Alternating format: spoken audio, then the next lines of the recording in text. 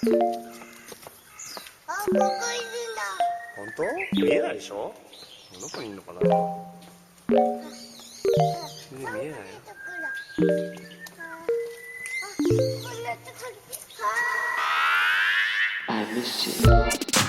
What's good, Internet? It is Friday, June 25th, and you are listening to Waypoint Radio, episode 405. I'm your host, Austin Walker. I am joined by Patrick Klepek. Hello. Rob Zachney. I was going to do like a slow roll in, and I just fucked it up. Rob Zachney. Ricardo Contreras is also here. Hello. Hello. Good morning, everybody. How's it going? Morning. I don't know. How are you doing? You seem you're... Dude, I got a you're, fucking migraine. I'm here to talk about 2 games, and then I'm going to bounce. Because of a bad headache. Also, I just dragged my Discord screen across both of my monitors so that it's like big Rob over here on the left, big Patrick over here on the right. I never do this. Because my monitors aren't the same size, so it doesn't make sense to like have something appear across both of them. This is very funny looking. Hi everybody. Video games. I was going to talk about basketball again, but we can save that for a day. I don't have a fucking migraine. How y'all doing? How's your week been? I'm good. You know. It could I have feel like I can't jump into it with like migraine. We have to still talk about something that isn't video games for 5 seconds. Otherwise, the energy is bad. Well, I mean, I'm feeling good that I didn't say yes to that press junket out to the Combat Ranch in San Diego. Did you get that invite? Same invite? Yeah, I did. But I mean, it was for Sniper Ghost Warrior. Like, I'm not going to a press. I'm not going to press tour for Sniper Ghost Warrior. The bar is high for Rob Zachney to show up to a press event, and this did not meet it. I don't Where think was that? this. It's not because my standards are so high. It's just I know for a fact there's no way that like, oh yeah, I definitely want to fly across the country. So I can do a like a preview for this game that is this part of the Sniper franchise or is this a different Sniper franchise? I don't even know, nor do I care. To tell. Yeah. And that indifference saved me from having the thought, ooh, combat adventure. That sounds exciting. Do you want to explain why this is in the conversation this morning? Well, so some people did go to that. And it turns out that what sounded it sounded very much like an old school press event in some way. Like you've ever heard on Gamers with Jobs, you ever heard the story of like Sean Elliott being loaded into the back of a van full of like combat gear and then being stopped by highway patrol on the way there. Like this kind of sounds familiar where it's like you go to this sort of place where they do like fire team drills for soldiers or unnecessarily cops, but also just like wannabes who just want to like get a taste of that life. And so they go to this place, and the write up in The Gamer by Eric Switzer describes a pretty like bog standard like generic Middle East Hollywood set, dusty streets, mud huts, and basically just a place that's set up to have like mock firefights. Mm-hmm. But the entire place has also just got this vibe of wannabe paramilitary bullshit. It's got the Switzer pulled this detail. Flying outside this thing is a Trump 2024 revenge flag. tour. Revenge tour is what the flag says. Yeah. And then, from there, it just gets kind of predictably offensive where it's like, well, who's going to be the bad guys in this scenario? Well, it's going to be a lot of dudes, white dudes in Middle Eastern dress. And they set up the journalists to basically go through this like mock combat exercise with like it sounds like pre-planned like pyrotechnics, waves of dudes in Arab dress charging you, and you just like mowing them down. And then at the end, they've got the they line everyone up for their XCOM poster, basically. And it's the journos who are part of like Team Sniper. And then there's these actors in pseudo Arab garb doing that like ululating cry. And that's kind of how the event ends. And the entire thing is just kind of grimy and gross. About what you would expect, certainly, from a... Well, the developers would argue this is not what you should expect from the Sniper Ghost Warrior Contracts franchise. The developers were on record saying they wanted apolitical enemies for this drill. And the Combat Ranch was basically like, nah, it's going to be Arabs.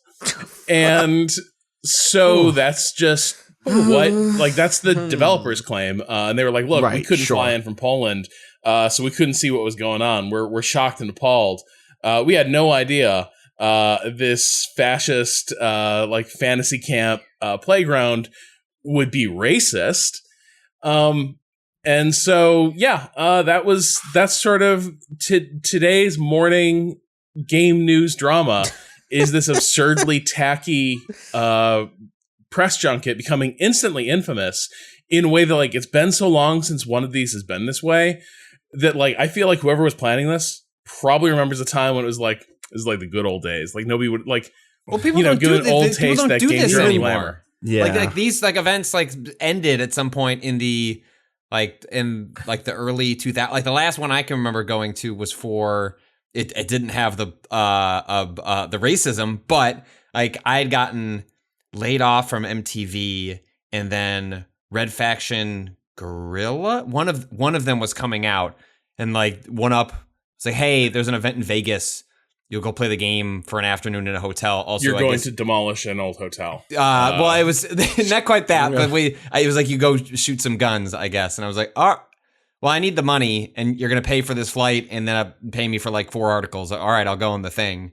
And it was like, this is how a lot of these are set up. It's like I went and legitimately did play the game for like 6 hours, interview 3 different developers, like did the whole thing. And then it was, now get in the bus and we're going to go shoot some guns. And we did do that. But like that's, and I guess the kicker, it's like this particular piece is that the event happened after the game was out. They had review code at home for a week, and there were no developers to interview. So traditionally what happens is there is this big pretense of, well, you're here for the game, but really you're here for the marketing team to like spend on something lavish that will hopefully like make you feel guilty into writing about the game because they did this like big lavish thing for you. And here they don't even have the other half of that. It was just the goofy ass event itself. The thing in their apology that is like, okay, is the bit about, there's 2 things. One is the apology again coming from the developer or the publisher of this game, I'm not sure who, CI Games, said, hey, in our game, we don't have any direct or indirect cultural representations. We do our best to avoid any sort of appropriation. And it's like, this is still a game about going to the Middle East. Well, and, that's what I said. Like, just because you don't say right? it's Afghanistan okay. doesn't mean you aren't just like pulling like exactly. Yes. But then 2, the other thing in their thing is like, well, they said no. They said no. They refused to do what we asked, and because of, they said they wanted to keep the training. They wanted to preserve the authenticity of the training event, which is, 1, just like absolute bullshit. But 2, like, if you take them at their word, then what you're actually, you're almost going deeper and being like, yeah, of course, all of the training involved in desensitizing people to the act of killing brown folks is itself inherently racist, is itself going to be stocked full of like the worst, most dehumanizing shit that you can think of. Like, yeah, okay, yeah, I believe it. I believe that this is authentic. Why not? I feel like you got what you paid for, honestly. This is, if you wanted to set up an event like this, how did you think it wouldn't be like this? Like, I feel like, I think where this took place is abhorrent and immoral, but I don't know that they sold you a bill of goods that you didn't sign up for willingly. Yeah. Don't do an event there is not a clean version of an event where you take people out to get U.S. military training. Think about what the U.S. military does. Like you could go fight, I guess setting, big set aside of how you feel about guns. You could like go and shoot guns if you want to. Like our game's got guns. Go shoot guns. They're like the Red Faction when I did. It was just generic targets, like it was not, sure. So if you want to do that, you can. I feel like the Yelp page for this little location probably gave away the game pretty quickly. Yes, yes. Someone should take a look at what their website looks like just to see what their advertising copy is, because I can guess, God. Anyway. Now we got that out of the way. Now we can talk about important video games like what's the one you run through temples and whip thing? Phantom Abyss. Phantom Abyss. Phantom Abyss is it was announced about a month ago. Certainly caught I think Austin and I's eye because it was also featured in one of the events at E3. We were watching something and talked over it. But yeah, it's a first person, like asynchronous multiplayer game in which you are, thrown into a like Legends of the Hidden Temple style, temple, in which you're like dodging traps, spikes. Like a pop cultural version of a South American or Central American. Yeah. So then it's fine. Now it's good. Now it's good. You put a little fireworks into it, and then we're good. I would say here we are celebrating. Really, I would say compared to what was that game I played that was like that Hades style asymmetric Curse of the Old Gods or something Curse of the Old Gods. I think it leans in that direction so much less in the presentation. There is an old god that you're like working with who's like well I mean that may just be because there's not like a whole lot of presentation going on. There's not you're 100% right. Curse of the Dead Gods was that Curse game. of the Dead Gods, right. And so the idea is you're dropped into one of these when you go into the temple, it says up front like how many people have died here, and so as this goes along, the idea would be you come in, it's like, thousands of people have died here. And the first person who finishes the temple, gets to the end, collects the artifacts, runs away from these big floating head gods that, spit fireballs at you. You claim the temple. It's yours. Like that temple is removed from the algorithm, like it never to be seen again. And, that is your run, your win. And as you're running through the temples, you will see the ghosts of other players. It's actually kind of incredible. Like you're seeing their entire run. It's wild. It is not as though, hey, as you're going through, occasionally you'll see like a whisper of what players, kind of like in Dark Souls, right? Like you will see, you can summon how a player died, and you will see 5 to 10 seconds of their final moments before they came to fall in this area. In Phantom Abyss, like, what's the route in this map? Like, well, I'll just follow this dude and like see what they're up to. They're like tiny little touches that are both like charming and like a little odd. Where let's say there's a piece of treasure that you want to kind of like a treasure chest to open up, and you get these collectibles. You can spend them on perks that you get during that particular run. If they get to that first, because they did in their run, that chest just opens, and the pieces are still there, but their interactions in the environment are persist to a certain degree in your run. Pressure plates also seem to go off if they hit them, if the ghosts hit them.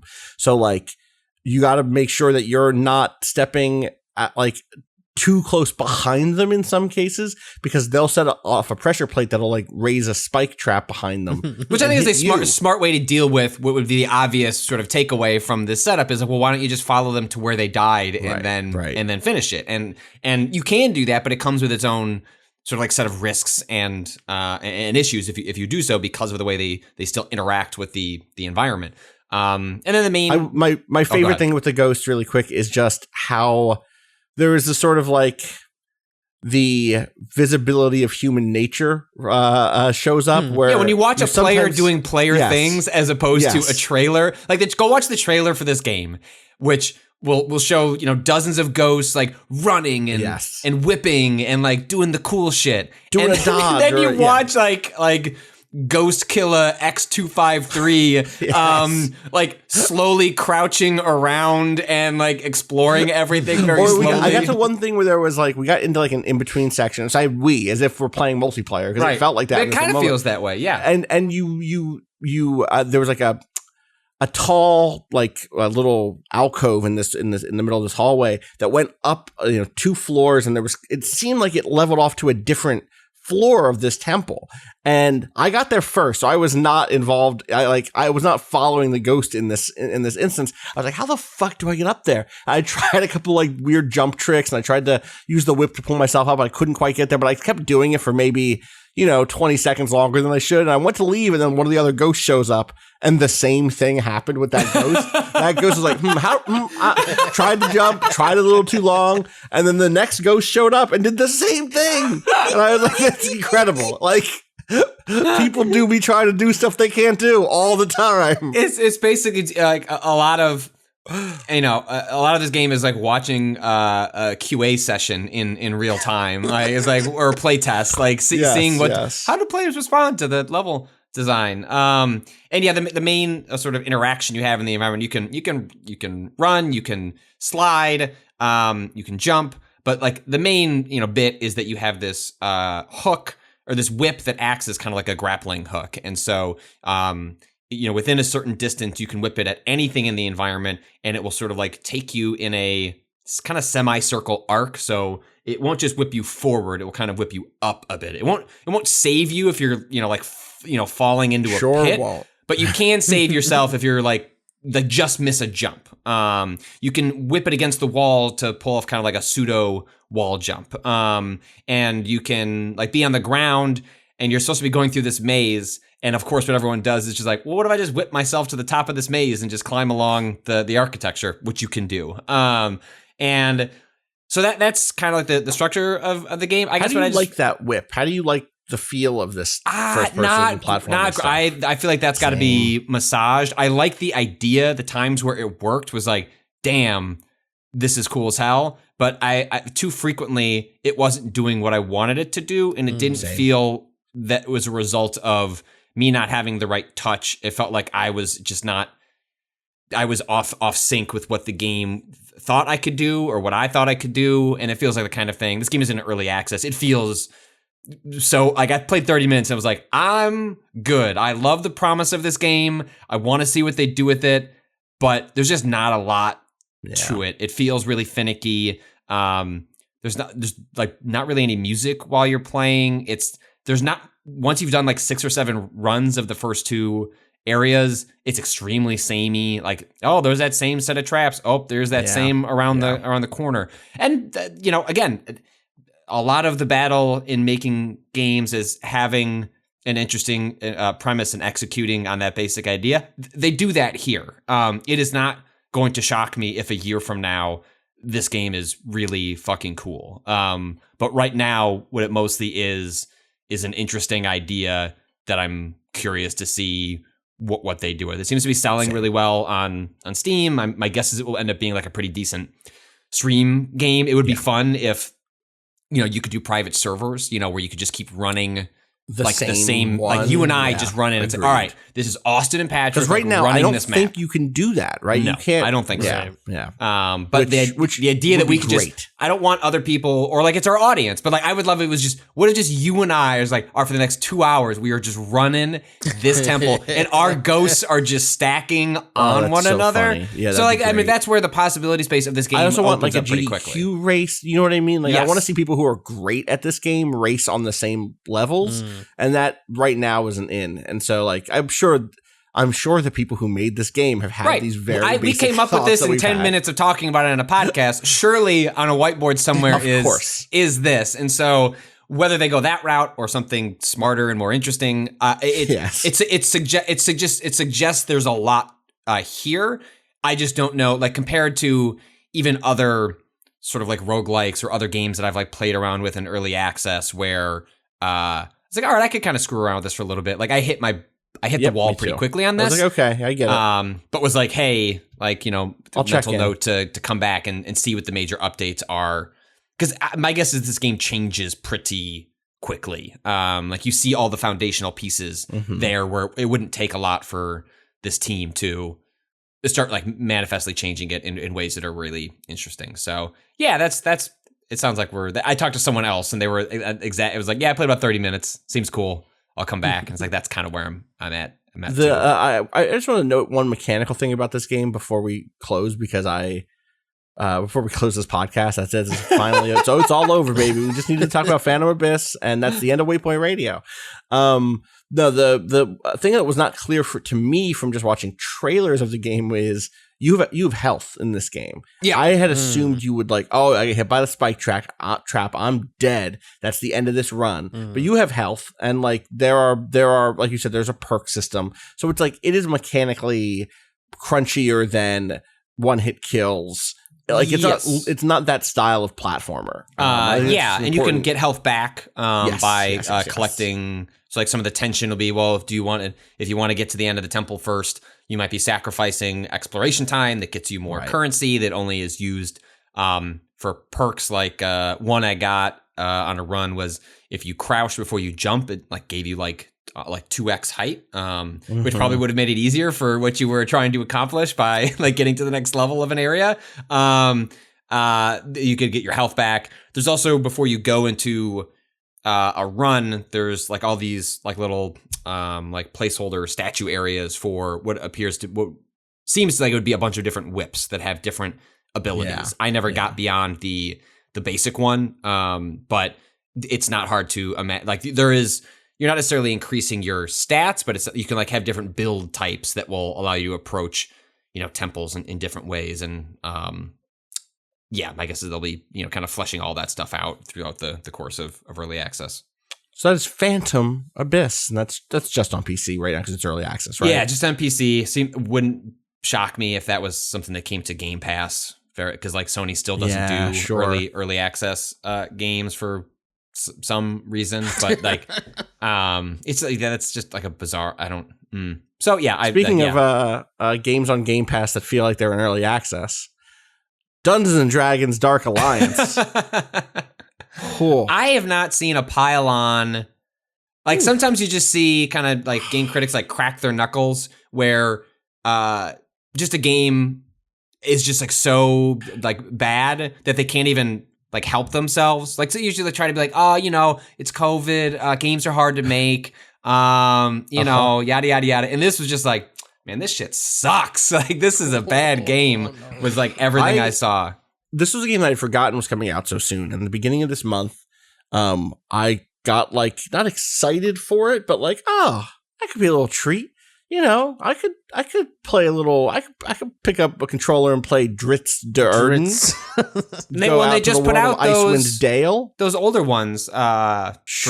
Recently for on Switch and everything. Yeah, I'm happy to. So specifically, a friend and I used to play a lot of like the Dragon Age Inquisition multiplayer, which was similar to the Mass Effect multiplayer, except instead of being wave based, was like level based.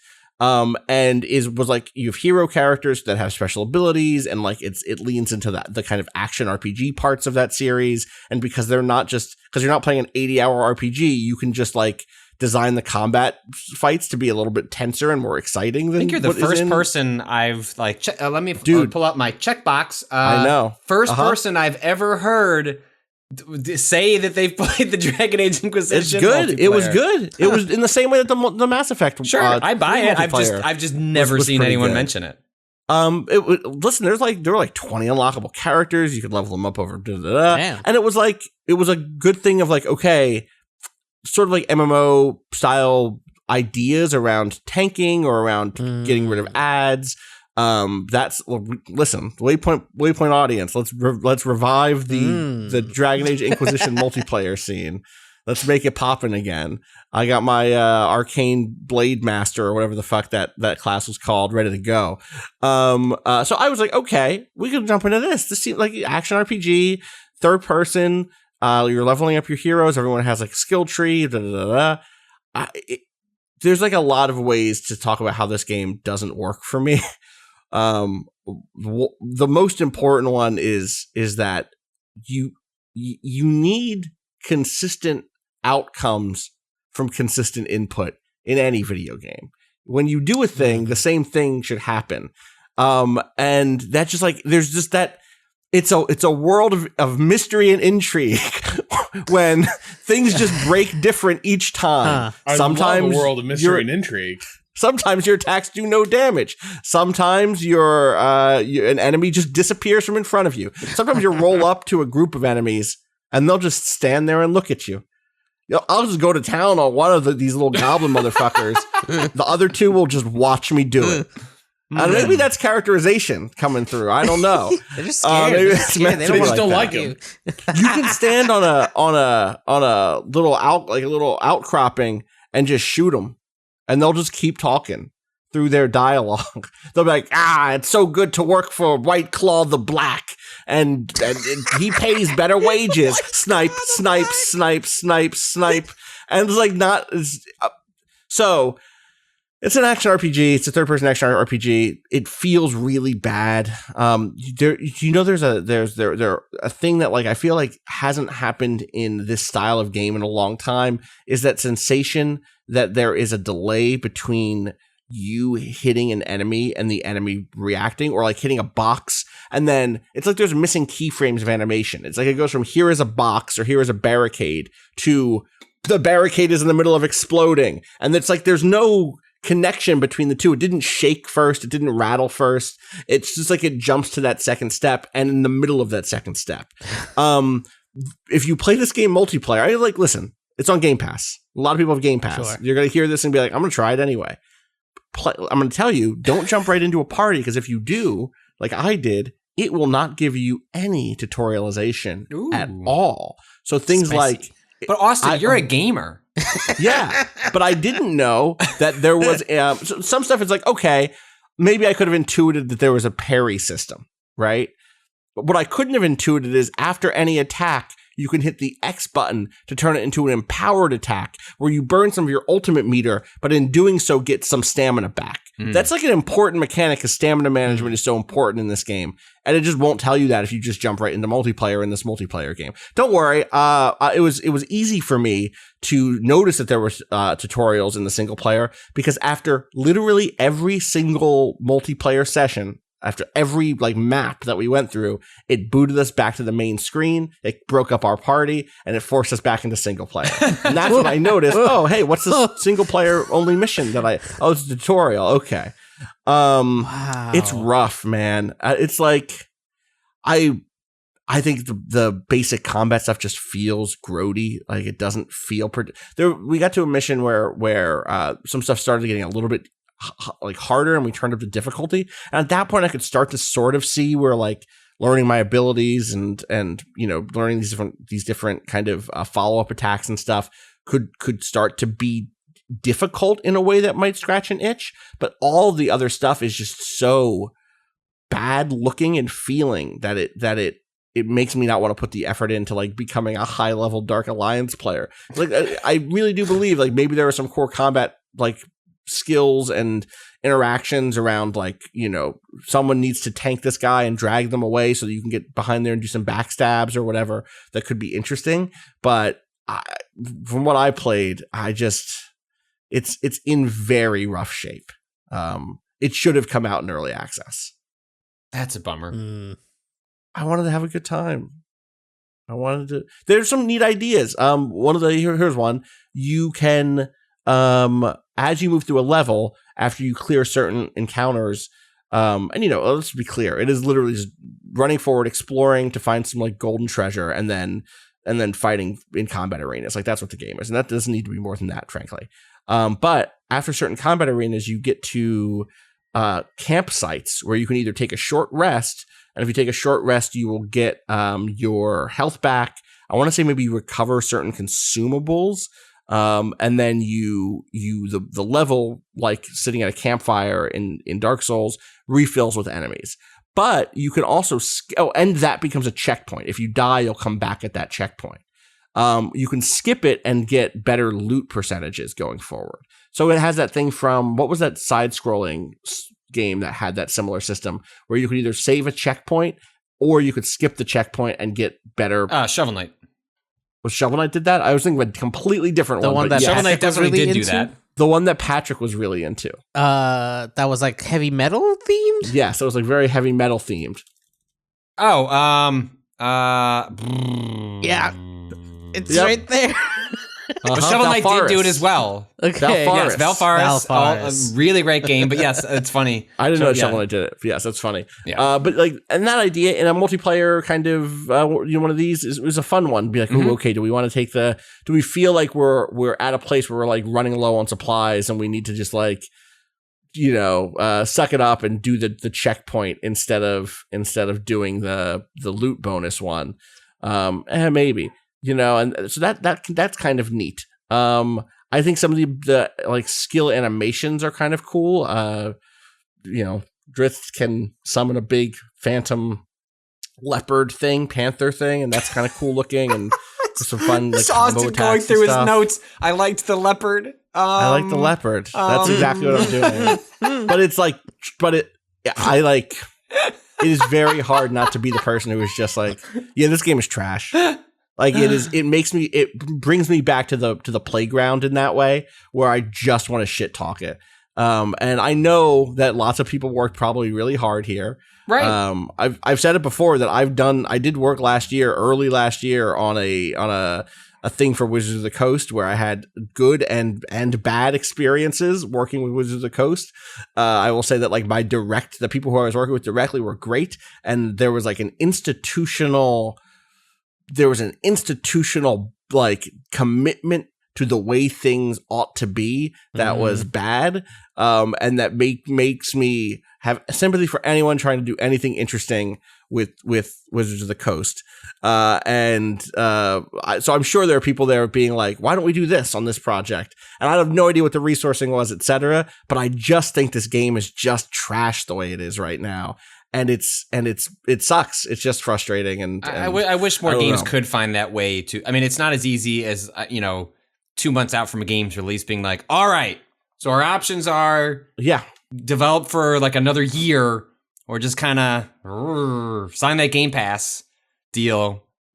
Recoup Right. a huge amount of the investment because Microsoft doesn't really care that much about the quality as much as the content. I mean, they care, but like, it's like Netflix, just you need stuff out there. Then an early access means you're keeping that whole dev team. You know what I mean? Like you can't just flip a switch, but I think you were right that I wish more games, bigger games could find a way to identify. Like it just would have just imagine if this game came out in early access, it was early people access. would be like, yeah, of course Hey, it's rough, okay. but like it's kind of cool. Like it's got this cool leopard thing, like it just allows you like people are just willing. Yes. It's just frustrating because I think 100%.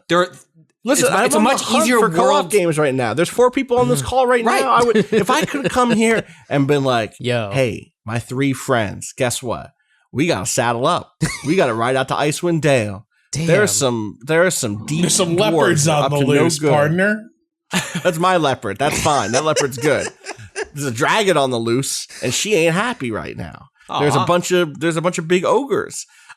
I will say I also didn't get deep enough in for this, but I do have some questions, and I will float this. I suspect as people get deeper in this game, we may end up having some conversations about the racialization of monster species in video games. As I've heard some things from one Cameron Kunzelman. I've heard that the goblins do a haka, which is not a thing that they should do. Oh no! So I have not seen this with my own eyes. Rumors, but rumors are the prophecy that- has foretold Allegedly. there may be Yes. some questionable racial things. But there may be some questionable usage of real important human cultural elements in these goblins. So I mean, what I saw was already just like the standard shit of like goblins have to be goofy, stupid, and fun to kill. And even though they are also clearly just people, it's time to roll deep on them and cut them to pieces. So I'm not that surprised that like one step away from that is bad cultural appropriation. But and if it wasn't Cameron who told me, I probably wouldn't have said anything. But I trust Cam like that. So yeah, get ready for that stuff I'm sure that'll start popping up in the near future. Or it won't because for Cam it was 3 hours in, and I can't imagine putting another 20 minutes into this game. I put like 2.5 hours in, so I didn't. It's not like I maybe I should have stuck it out and just kept going. Stop it! Stop it! Not. I had another different action RPG to play. It's what? What's up? How do you say his They pronounce name? it a bunch of different ways. You can call him Drizzit. You can call him Drist. You can call him. It's funny just because the whole point of that character is like he's playing against type or whatever, right? Like the idea that the whole character. I mean, it's interesting because I think it's a great illustration of where fantasy of this type of fantasy fiction was when those books came out. Drizzt is a dark elf, is a drow whose father raised him to hate the drow way of life, which is worshiping a spider goddess who is like an S&M queen, right? And is like evil, and they love cruelty and one-upsmanship and hurting the people of the light. And so Drizzt is against that, right? But so it's a Ratatouille situation. It's a what? Yeah, I guess. In what way? Remy's like, I hate being a scavenger. Right. I want to make things. I want to be more like a real human. Right. Food is fuel. No, so the dad in this question is the good guy. Dritzt's dad is the one who raises him to hate drow culture. And so that's why Drizzt grows up to be a good guy. It's because he hates the culture he's from. It's terrible. At the time though, those books also then dealt with like he goes up to like the regular part of the world and suffers a lot of discrimination, right? Because he's a drow and people assume that he's cruel and evil, and he gets to be like, no, I'm one of the good ones, which at the time was really new. Yeah, no, it's bad. It's not it's that stuff. Yikes. Anyway, let me talk about a different action RPG. Sounds like we're talking about D&D, all right. That's Yikes. I want the words to come out of your mouth next to be, I really liked this game. I saw people saying there's some near stuff. And if you like some near stuff, you're gonna like this game. Maybe I knew people would say this. I knew people would say this. And maybe I don't want you to say that because like I've got games I'm playing and I'm in a heavy medium. I don't think you need to play this game. Okay, all right, continue. I don't think you need to play this game. Okay. Oh, I'm not finished with it yet, so maybe I'll hit. I think there's some big action moments, but I don't think near is there, like big like twist moments. But anyone who doesn't expect some of the twists in this game has blinders. Scarlet Nexus. Scarlet Nexus. It's anime time, baby. Dude, put in the drop. Scarlet Nexus is the latest action RPG from Bandai Namco's internal team. I think it's the Code Vein team. I like it more than Code Vein so far. Yeah, Code Vein, the perpetual Austin and Patrick look at it at a kiosk and go, I could do an Anime Souls. I could do that. I could do one. I just didn't think that particular one was as good as it could have been. This is not a Souls game. This is an action RPG in the character action a la Nier. That style of Devil May Cry. It's not as good as It seems like I want to draw a line somehow between what I expect from a Devil May Cry versus what I expect from a longer action RPG that has side quests and wants me to repeat areas and stuff. It's not as tight of an experience as a DMC, which like you expect to play for 10 hours, and every encounter is like really well built. Tightly, exactly. This is, but I will say, I think the action sequences in this are actually, or the action like design is actually really good. I think I like the action of it more than like Nier Replicant, which came out this year, or probably even, I think I like it moment to moment in terms of combat more than Automata, which I think was like, okay, solid. Automatic was like so it's above fine that. until you got. Yes. It's like 10 hours later. It was like, ooh, okay, all right, well, Yeah. So you are, and you will see why I say that if you didn't expect some shit, so some of these twists immediately, then you had blinders on in a second. You can pick as one of two characters in this kind of sci-fi fantasy Japan. It's not actually Japan, I don't believe. It's a fictional world. I know the main area is called New Himuka. I forget if the world has like a unique fantasy name or not. But I also could be wrong, and it could be in Japan, but I'm pretty sure it's not, because of how there's like a different Jesus in this world, and one of the main characters is descended from him. 2,000 years ago, some bad stuff happened, and the family, a deep ancestor of the main character, was the one who like stopped it from happening, and is like the center of some religious stuff there. Right? All right. Continue.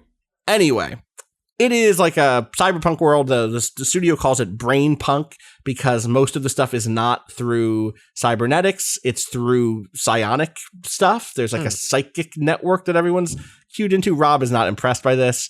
Rob, you're not going to like anything I say in the next. Actually, you are going to convince yourself. Not everything is a punk. Not like you can't. No, but wait, let me finish talking. All right. Because of where this goes, which is when you're a kid. Okay, the world is beset upon by monsters. And these monsters, one, have incredibly sick designs, which is maybe one of the best things about this game, is that all of the monster design is outstanding. They have a very clear through line, which is this kind of, it's not just biomechanical, because biomechanical can mean a lot of different things. It's explicitly and specifically these designs that lean on a combination of plant life, like wicker and old bronze, and light bulbs.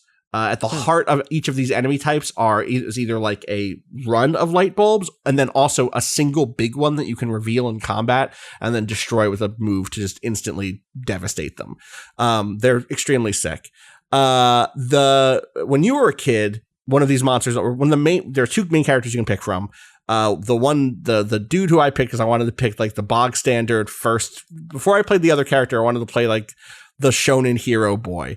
And in his story, he's attacked as a kid. He's saved by a member of this group called the OSF, which I'll explain in a second. And he's like, I have to become an OSF agent.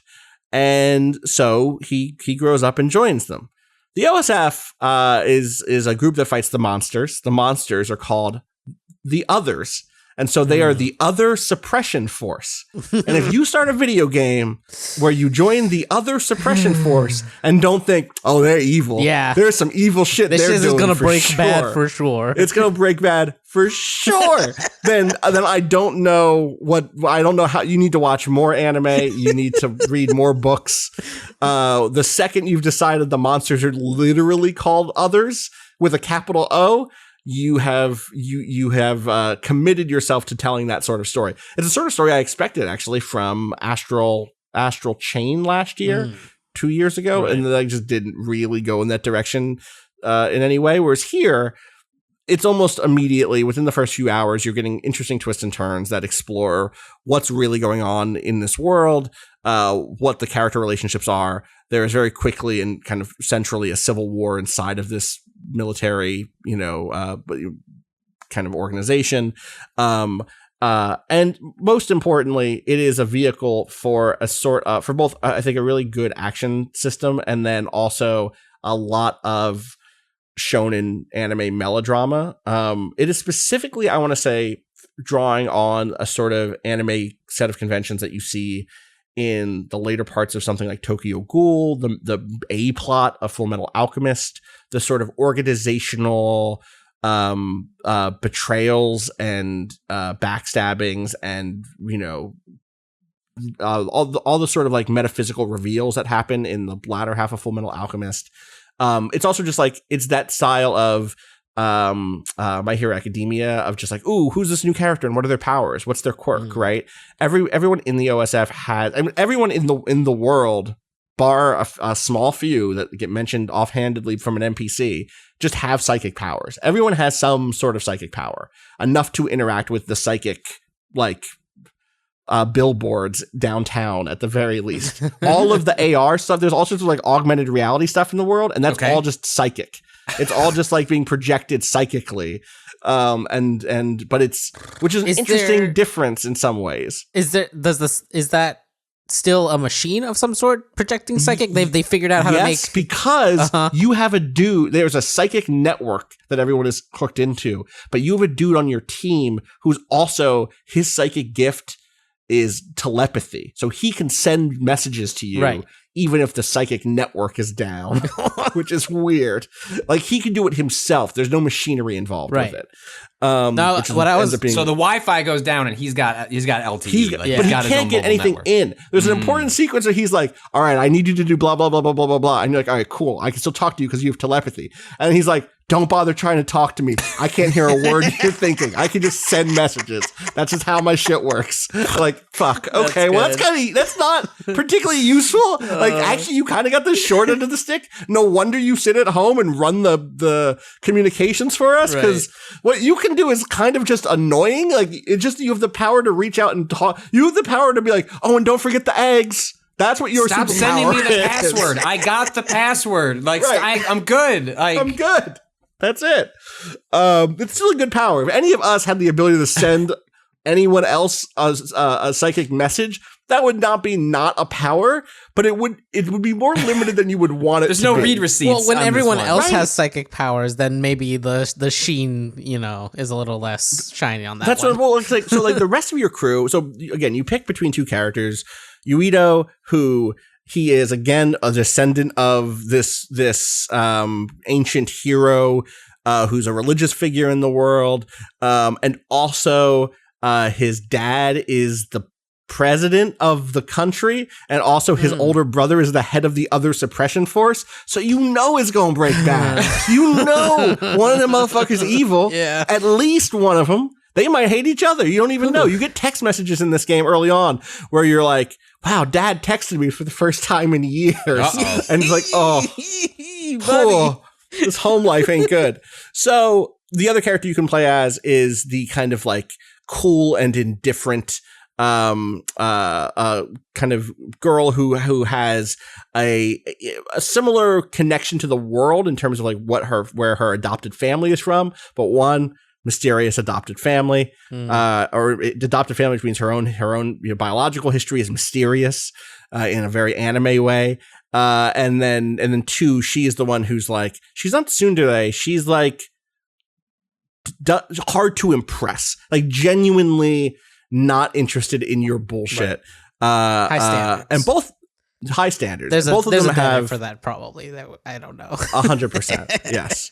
Both of them have telekinesis. That's their main thing, or psychokinesis. They can lift things with their minds. And mechanically, the way that plays out is you have light attacks on square, which is using your main weapon. You kind of a charged or heavy attack on triangle, like an action game, and then you can pick up and throw things with, I'm playing on PS5, with R2. And the way that the game kind of works that in is you kind of do, my basic combo is like square, square, square, or maybe square, square, triangle. And then you hit R2 and it charges up for a second as you lift a trash can off the street and fling it at someone. And then you go back to hitting square to like jump back into combat. And you can kind of chain that together in a really fun way. Enemies have regular health and also have like a stamina or like a poise bar or something that you're trying to break down. If you break that down by hitting their weak point enough times in a row, you can then instantly kill them with L2. And then you have the rest of your team, and the rest of your team all have their own special abilities. You basically start with one, no matter if you pick Yuito or I forget what her name is, and it's Kasane. You start with like someone who gives you just a damage boost. My first main person is like, oh, you can add fire to your attack. Basically, they have their own psychic powers that they'll use in combat side by side with you, but you can also fuse their powers with yourself to give you like, okay, fire damage or invisibility from which you could do a stealth attack. Or there's one who gives she has what's the not foresight, there's a better word for foresight, for like a clairvoyance she has. And with clairvoyance, you get a larger parry window, or a larger perfect attack window. And that's all right. That's kind of neat, yeah. And you can see through fog, and you can see invisible enemies. Is that just like someone who gives a passive that you get constantly while they're in your No, team? they each have their own little bar that when you switch into it, it begins draining that bar, and then you have to switch off of it for it to recharge. Cool. It recharges pretty quick. It's not all of the pacing on the abilities is enough that you're always using something, right? If I'm not using the damage boost one, I'm using the one that gives me like a rock shield. If I'm not using that one, I'm using the one that gives, you know, whatever, electrical damage, depending on who's in the party. The party changes depending on what's happening in the story. I think I've kind of set with my core 3 NPCs at this point. But for the first 5 or 6 hours of the game, you're bouncing around a bunch of different characters and seeing a bunch of cool abilities. And that feeling is just cool of just like, oh wow, what's up with this dude? Like, I've never partied with this guy before. What's his deal? You know, classic shit. I'm out at the club. With this dude like, before. You know, hey, what's his deal? What's his deal? Like clairvoyance? Yeah. It is top to bottom filled with anime shit. It is 100%, you know, the girl who knows how to use fire is my childhood best friend, but we've grown distant over the time, and she can tell that I have this deep connection with the cool and indifferent Kasane, who's in a different platoon of our group. And so that means that she's trying to figure out how to do I love Kasane? Do I have a crush on Kasane? Is there room for her in my life still? And it's like that stuff is all over this game. And you like it or you don't like it. You know you like it or you don't like it. This has Persona style social bonding, where in between, I always say one of the best things in this game is you do a mission. After the mission, you go back to your headquarters. You go back to your hideout, not the headquarters. You have a little hideout where your crew hangs out. And the game says, okay, you're in your cooldown phase. You're in your intermission. Go do side quests. Go talk to NPCs. Go do the bonds, whatever you want to do. If you want to go rerun an old dungeon, go do that. And when you're ready to keep doing the story, come talk to this table. And when you talk to this table, the table will advance. Your character will be like, oh, I could use a nap, and then you'll take a nap, and when you wake up, it's time for the next bit of the story. And I think more action RPGs that have this sort of structure could literally better have just hey, this is a cooldown moment. You're allowed to go do whatever you want. Don't worry about it. In any case, the social bond stuff is kind of fun. One, because it's 100% the thing of oh, I'm going to get to know this character and learn that she loves plants, and she's going to ask me what my favorite plant is, and I'm going to describe a plant to her, and she's going to be like, it's going to be my mission to find out what type of plant that is. And you either think that's cute or you think it's not cute. Right. You just need to know in your heart if you're ready for that type of anime shit. I think it's cute and good, and I'm here to defend it. I would say that the thing that is really at the core of this is I expected this to kind of be a box standard action game, but the combination of the abilities that you unlock, there's a big skill tree, you know, obviously. I guess maybe not obviously, but there's a big skill tree. There's a kind of linear equipment upgrade system.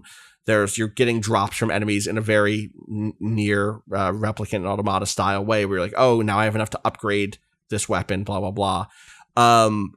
That stuff does just work. I think that the combat is surprisingly fun, bouncing around between enemies, throwing stuff at them. They do some really fun stuff with the fact that you have telekinesis. They don't just keep it at you're throwing garbage cans at dudes. Sometimes you'll get a special thing in the environment that you use L2 instead of R2 to use. And sometimes it's obvious. I'm picking up oil drums and dumping oil on an enemy so that I do better fire damage. But then there's you get into a subway system at one point, and it's you use those trains. Those enemies are standing right on the tracks. Just use your telepathy or your telekinesis to throw one of these subway cars down the tracks into that group of enemies and do 100,000 damage to kill them instantly. Yeah, I will do that. I had a fight on a highway last night, and there was a bus, and my dude was like, I'm gonna get on that bus. And then at the bottom of the screen, it's all right, you're driving this bus now through rows and rows of enemies, controlling them, controlling the bus. It's not a cutscene. It's not an instant kill. It's okay, left, right on the bus. Okay, sure, why not? And that stuff I'm glad they're leaning into that direction and being fun with the telekinesis instead of it just being another damage button. I'm really enjoying it. Scarlet Nexus. Kato, I think you should play some Scarlet Nexus. I feel like I'm very interested. Yeah. It's a very Kato experience in my experience. Patrick, if I get through it, again, I get why people are having the near thing. There are 2 characters. You're supposed to play through with both characters to see the full story. It's multiple playthroughs. There's going to be some overlap in content. And I know the people I've seen making this lean further anime than I do personally. And so I've been keeping that in mind as I try and, I'm fine with a little anime, but yeah, like not usually my thing. And so I'm always trying to figure out like, all right, where are we riding? So I feel like if you stick with it, you can come back, give me a... I mean, I don't know. Is 13 Sentinels more or less anime than this? Oh, good point. I think it's less anime in a very particular way, which is that this is such a the kind of like shonen or seinen, like the team aesthetic. Not that It's also the case that 13 Sentinels, a part of the appeal of that, if however you feel about like the anime-esque relationships, is the mystery box, right? That's what I like. Right. 13 Sentinels is like, you go in here, I'm trying to figure out where the layer of this is in the narrative, in the meta narrative, what I know and I don't know. That so that stuff is fine, and like packaged with that, like it doesn't like get to the point of irritation for me in terms of like the aesthetics and like storytelling that I like or dislike. But yeah, like there are times where like I can roll with that, but like 13 Sentinels, I like would package that as like, well, certainly that could be a reason you like it, but like the game's pitch is more about the mystery box that you're unpacking. Totally. Okay. I will say I have one final note. There are a pair of important to the story brothers, the Travers brothers in this. The younger brother is named Luca, who has like teleportation powers. Luca seems cool. I like Luca. His older brother is named Karen, but it's spelled Karen. And he's like very important to the plot. He's like super important to the plot. And so every time it's like Karen, General Karen. I'm like, General Karen is here? Oh shit. This is danger level max right now. He wants to see Karen, the CEO, sir.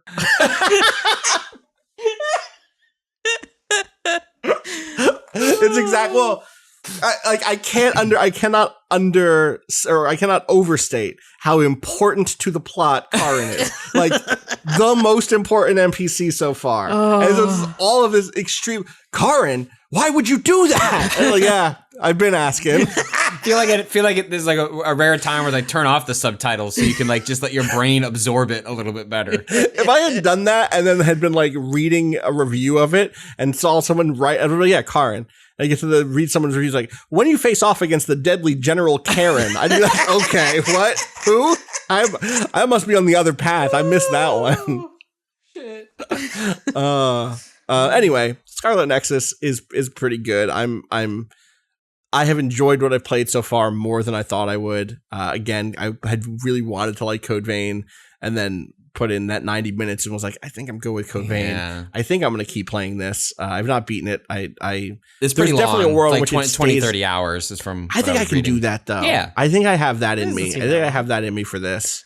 I'm enjoying the characters enough. I'm at the point in the game now where there are characters on both sides of a conflict, and I'm still getting requests to like meet up and hang out with them.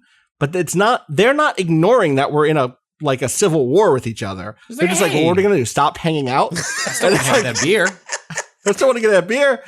Like we have ideological differences and we're gonna fight about it in the streets, but like, look, that's the world of low intensity civil war. Like apparently, you know, 5 days a week you're with your militia, you're laying siege to someone's city. Like Saturday, Sunday roll around, it's like truce, ceasefire. So what you up to? So what are you up to? Yeah, you got the night off. I mean, Rob, deadass, there is a moment in this game where where someone in the middle of a thing is like, yeah, we should probably call a truce right now, just between me and you, right? We're on a personal truce, right? Like, all right, yeah, you know what? We are. So it's I'm having a good time with it. Check in with me next week. Maybe I'll have finished one of the plot lines or something, and more authoritatively say whether or not it holds up. All right, we should take a break. I'm gonna go back to bed where this migraine can't get me. That's not true. It'll still get me there. I don't have to also do something else while being like, please just stop. Please stop with the pain. All right, we'll be right back.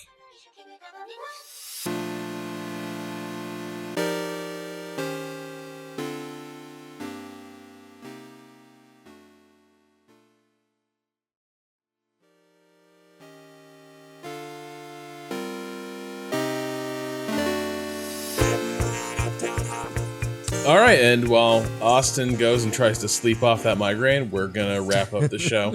Scarlet Nexus needs a psychic power to disable migraines for him. Yeah, maybe that's how they hacked it. They like cured migraines, and then everyone like had their psychic powers awaken. That seems to be about what it would take. I do kind of love that like they invent the psychic internet, and then capitalism does its thing, and it's like, well, now that we've unlocked this incredible human potential for magical powers, display advertising. What do you think? Directly into your brain. So I have also been anime adjacent, I would say. Nice. So I've been trying out Dark Deity, which is that Fire Emblem-esque tactics game that Austin talked about the other week. I don't know.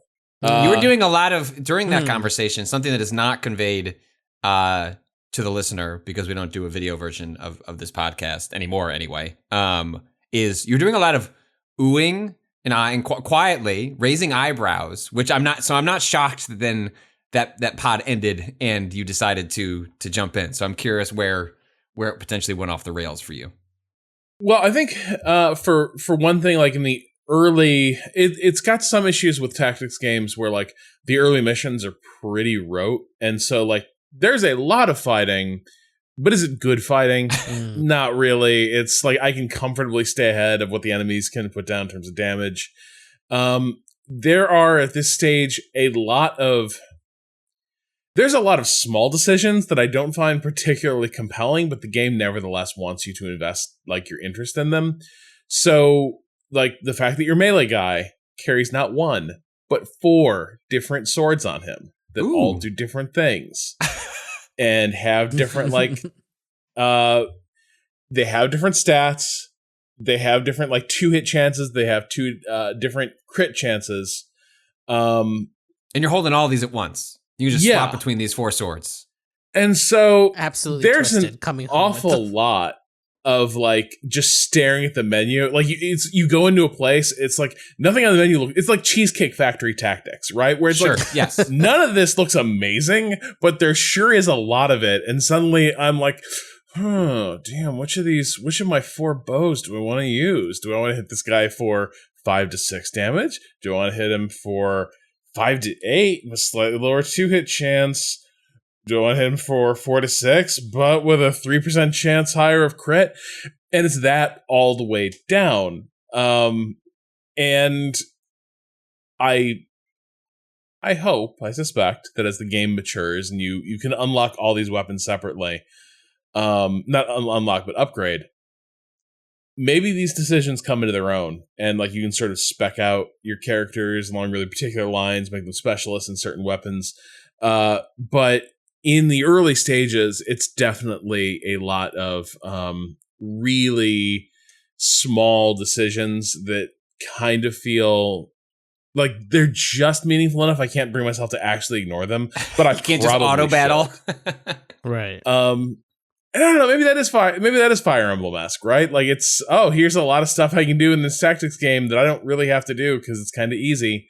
Well, that was sort of like, in broad strokes, my reaction to the last Fire Emblem was like, I liked the DS ones where I had to think a little more. And as these have like tilted towards relationship building, the tactics part has gotten less interesting for me as it goes on. This game does it have that part where you're talking to folks?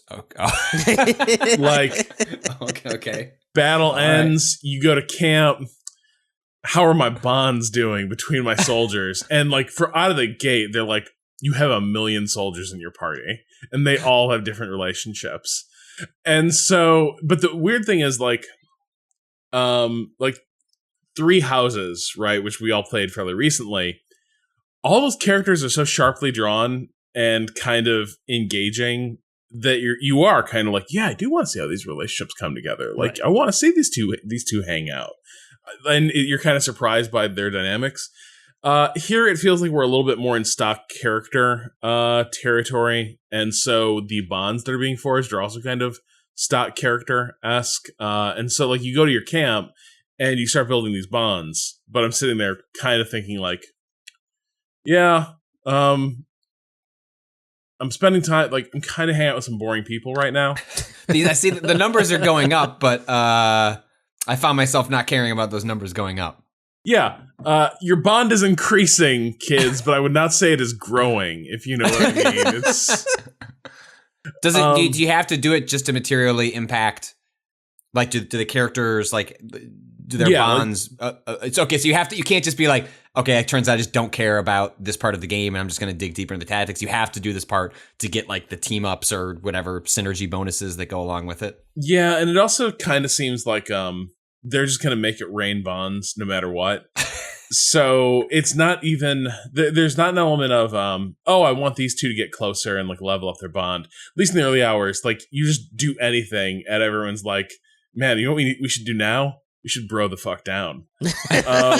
And so like even people who you not like, did they meet in the cutscene? Did they actually know each other? Were they next to each other in the fight? I don't know, but the game's like they bonded. And I'm like, I don't know that they did. But you know, there you have it. The bonds of the battlefield, Rob. Yeah. When somebody stabs a dude next to you, you know, you get closer to You're like, hey, cool stab wound. Nice. The thing I am kind of sticking by is everything does have this sense of impending disaster. Because, yeah, as Austin sort of explained last week, you're a military academy where they just decided to rush graduate everyone and like press them into the front lines. So literally it's like, it's the Children's Crusade, right? Where like you have the people who are supposed to be like newly appointed officers going off to war, but then there's this like cavalcade of children behind them.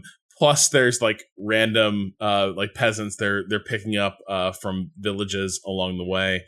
So it does have this cool sense of like all this is going to end pretty badly pretty soon.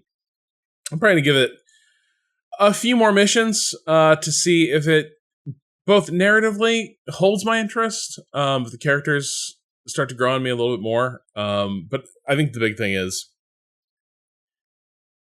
the tactics game needs to get a little better for me. Like Three Houses, I liked that game a lot, and I stalled out because I was like, these missions are so many, but they're so like my input is irrelevant here. Yeah.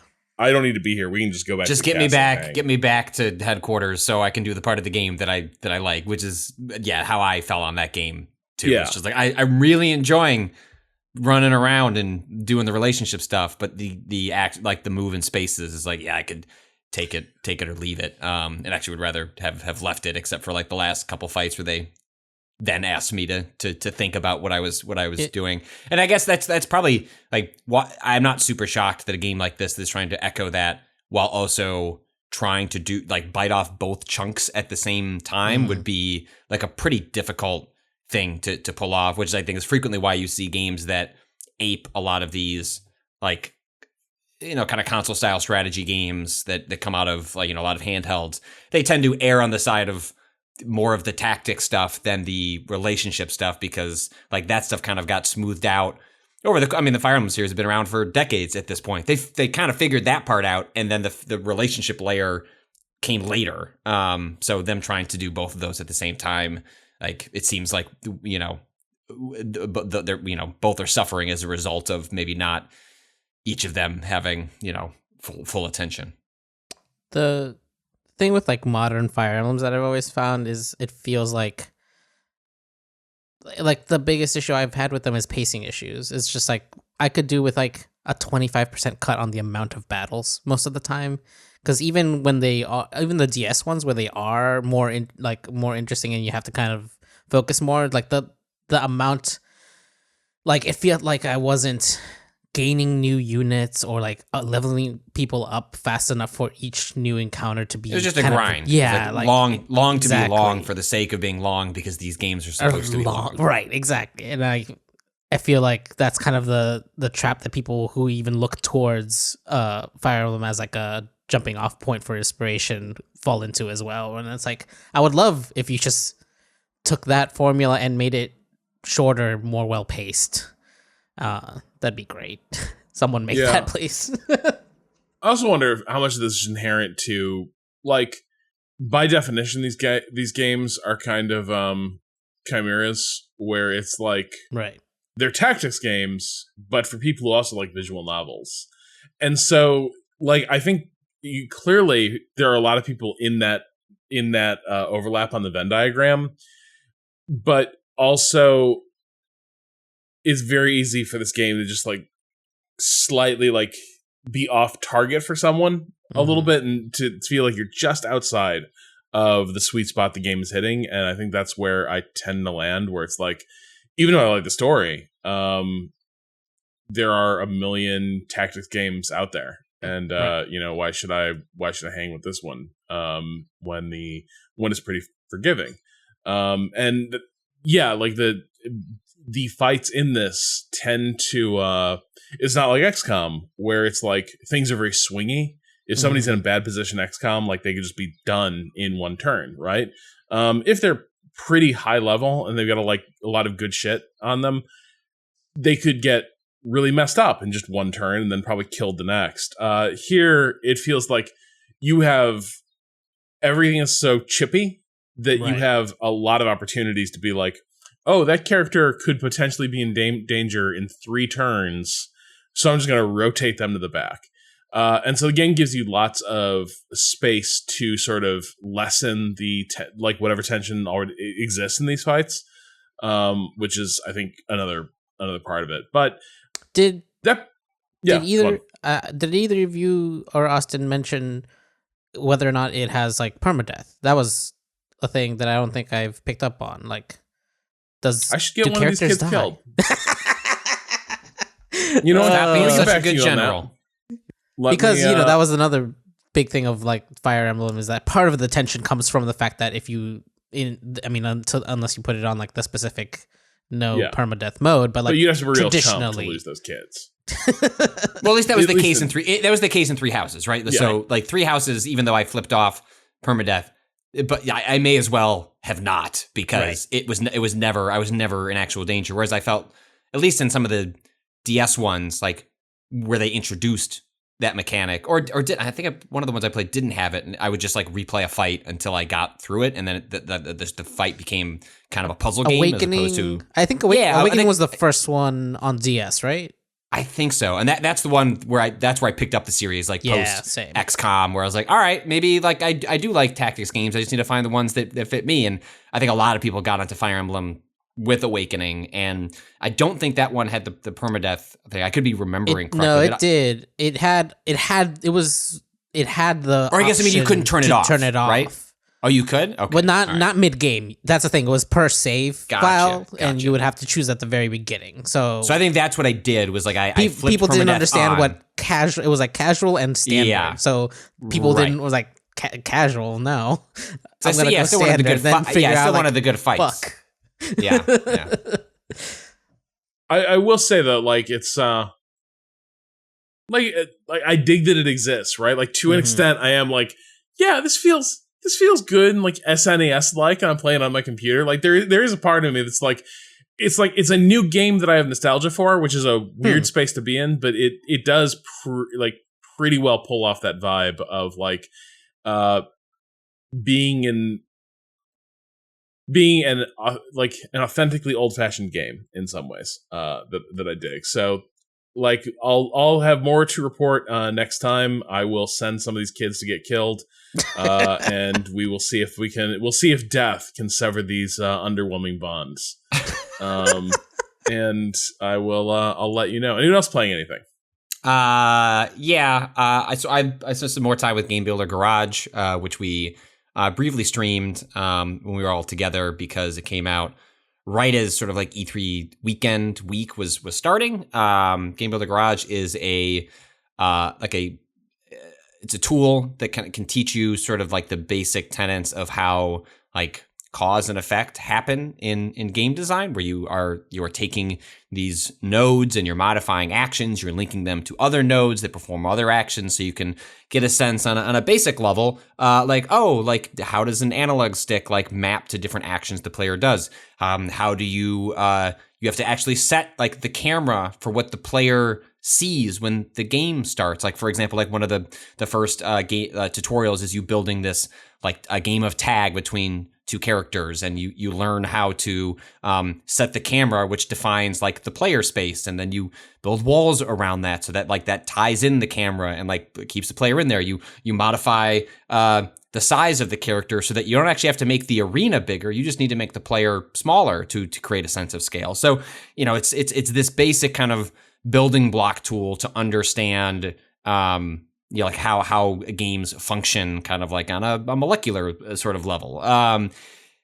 That's interesting in the same way that I think Mario Maker's like level tools are interesting, and Mario Maker, I'd argue, like sort of like revolutionary in terms of like how it managed to build that UI. I haven't spent enough time in the tools of Game Builder Garage to like say if it does quite that, but I do think it was really neat. But it kind of comes into a world where there are a lot of like already established, like more easy, like entry level tools to understand like how games connect together. But it does it in the cutesy Nintendo way. The thing I was interested in was like, all right, what are people building with this? Like, I wanted to go out there. Same with Mario Maker. I want to play levels. I don't want to make them. And Game Builder Garage is the same way. Like, I don't want to make games. I want to play them. And the first thing so like, there, you cannot browse games in this. There's not a game browser. Just doesn't exist. Not built into Game Builder Garage. The terms it uses are like, do you want to go into the free programming is what it's called, is where you can like load up other games. Like, do you want to send or receive? I'm like, excuse me? What? And if receive, you click that and it says receive from online. I'm like, is that the store? Click on that. And then it's just a prompt to put in a code, because there's no, and you might think, oh, well, maybe in Nintendo's app that they ignore and don't build out. Maybe they built something here. No. Is there a website? Like Mario Maker 1 had a website where you could go and there were codes and there were filters. Now, granted, Nintendo did say we're not supporting that for Mario Maker 2, a choice that made no sense at the time. Maybe they've like built something like that into Game Builder Garage.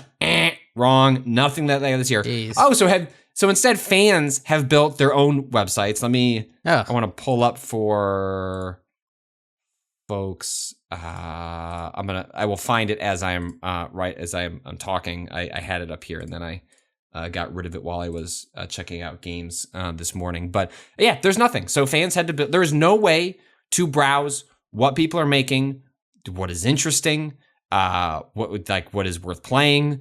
Classic people had to Nintendo. build that.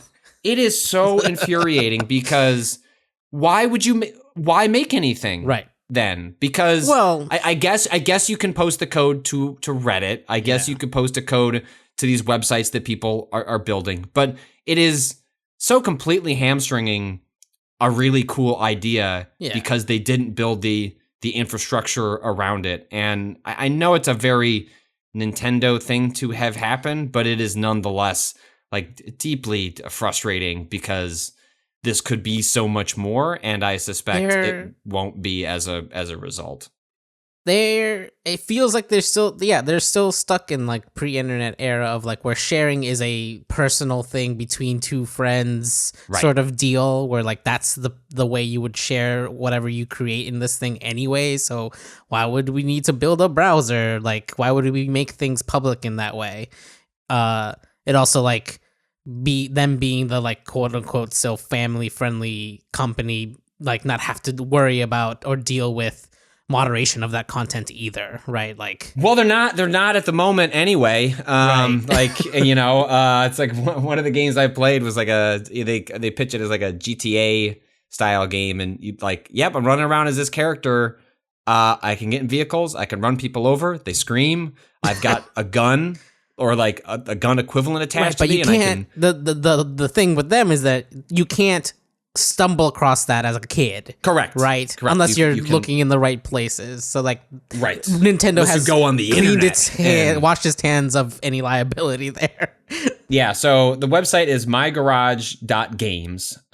It's a really cool tool. It is what I've done to find anything other than the handful of games that people have been kind enough to send me over Twitter. So I wanted to shout out the person. It says PayPal Money Pool. So I don't know if Money Pool is the person who built this. So shout outs to Money Pool if that is you. This website's been very useful. But yeah, it has all the things you would want. Newest games, hot this week, random, popular games. In terms of what you will find, There's a Metroid game in here. well, so that's the thing. Now, granted, when you give people a tool, the first thing they're going to do are replicate the things that already exist because you're trying to understand how the tools work. And so if you've seen any articles written about Game Builder Garage, if you browse the popular tab, it's a lot of here's a bad Mario Kart, here's a bad F-Zero, here's a bad Sonic game. And they're not bad. I mean bad in that like they're pretty mediocre recreations of these existing games within a structure in which I don't believe Game Builder Garage lets you alter the physics of the character. So you just have like a bunch of you have a lot of platforming games where it's not fun to jump. And so a lot of people are just spending time recreating things. And what I'll be curious is if hopefully this website takes off. Hopefully, like it establishes itself enough that even though Nintendo is, if they haven't done it now, they're not going to add a storefront to this. Like the game is what it is. Like that's not coming later. I will still be curious to see like what weird shit people get into. I mean, like a game I played earlier was called. If you check my Twitter, you will find it. It's called. I tweeted my new short film. Please enjoy. It's a level called Luigi Gets Some Milk and Dies. And I want to tell you what you do in it. You play as a Luigi sprite. You climb a couple blocks. You drink some milk. And the motherfucker dies. So, like, right now, the vast majority of Game Builder Garage is shitposts and, like, bad recreations of existing IP. And so that makes it, like, kind of fun and goofy to poke around in, but does not necessarily inspire confidence that they'll be, like, this will be, like, really interesting to check out.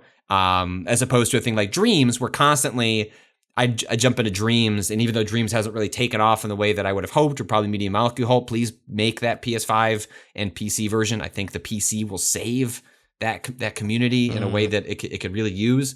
Hell, even Game Builder Garage would be fucking cool as hell on PC, and and like what they've built would be really accessible to a lot of people. But yeah, like, I mean, there are occasional things, like there's a game called Little Puzzle Island that has, well, one, it's first person, like, which is novel in and of itself, that people were able to, like, build a first person game out of it. And I'll be curious to see what people do from there. But it has, like, a lot of really interesting puzzle interactions where you're manipulating music notes, moving blocks around, just sort of things that when you do this tutorialization or you look through most of what is available, does not suggest that people could have even done that. And like, that's the fun of then seeing, okay, this has been out for a couple of weeks. Like, what are people going to be able to stretch the abilities of this? I even saw, I don't know exactly what it was doing, but it looked like people had, so there's a limit in terms of the, like, I forget what the term is in this game, but like the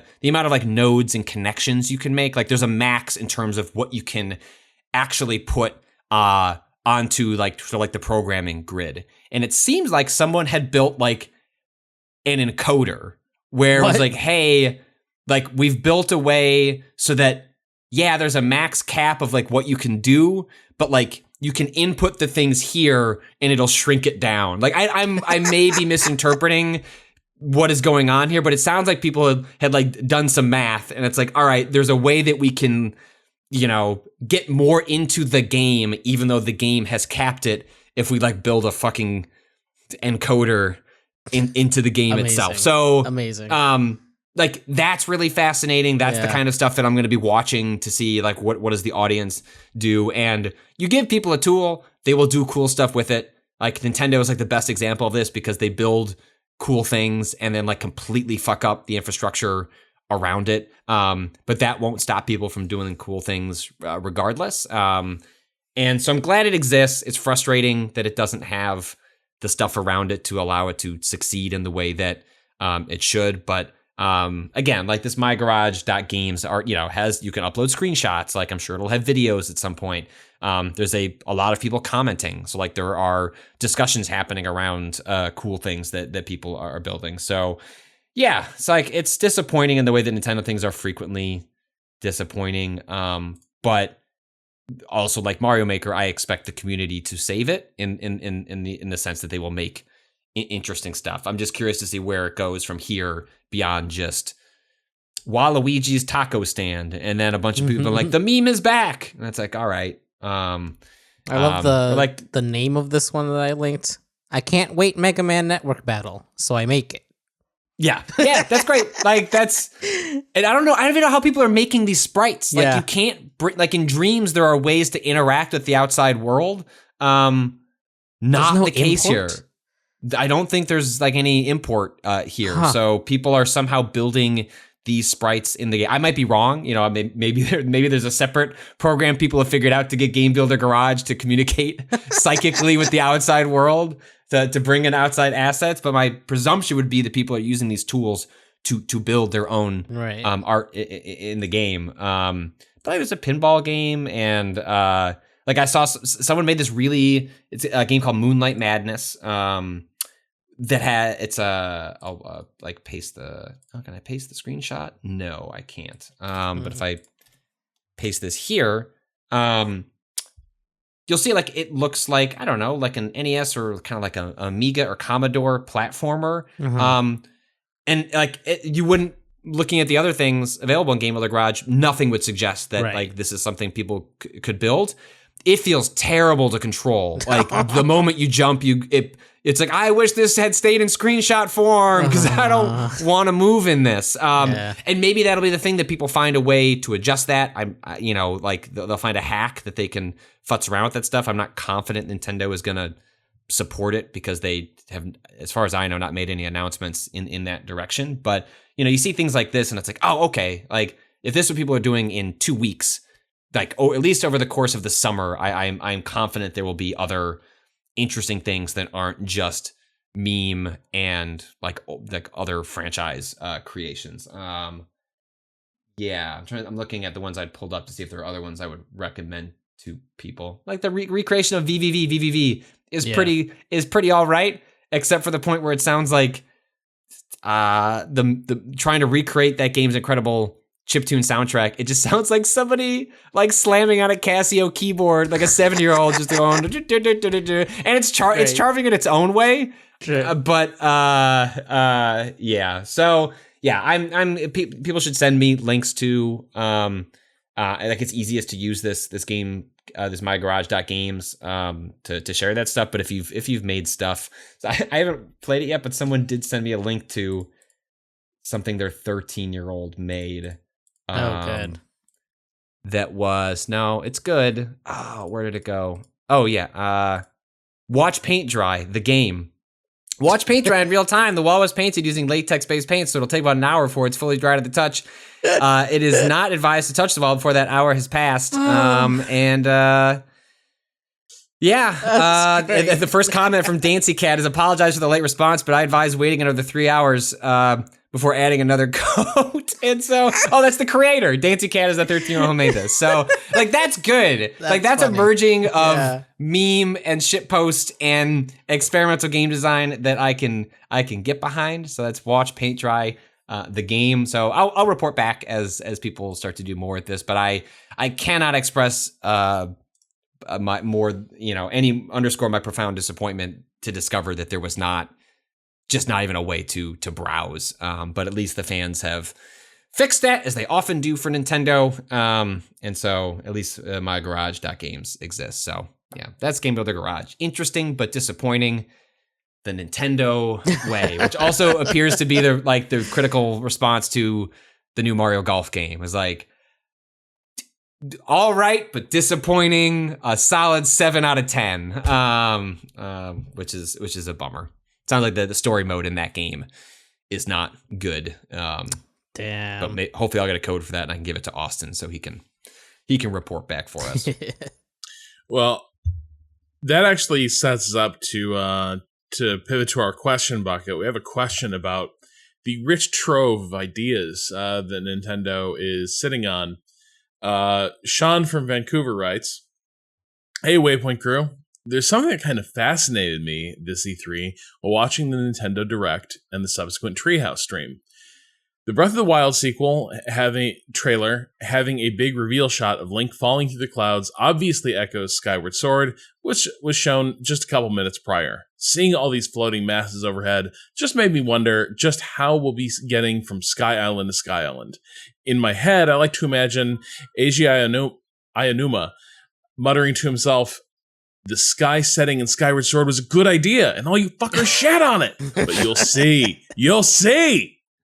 Similarly, Yoshio Sakamoto described 2 halted attempts at getting Metroid Dread off the ground over the past 16 years, and for whatever reason, it's just not panning out. On one hand, of course, they have the resources to afford misfires like these, but it's also pretty crazy that they have the legacy to still be invested in these ideas.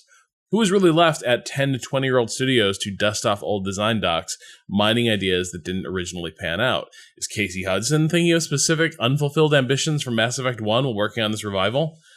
My question is, what is a failed concept or mechanic in an older game, let's say closer to a decade or more, that you most feel deserves another chance to be done justice?" Huh.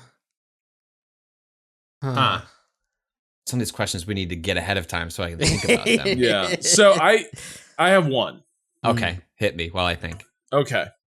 So I must tell you this up front because I'm going to tell you some things and you're going to be like, that sounds awesome. So I need you to believe me when I say the game was not very fun.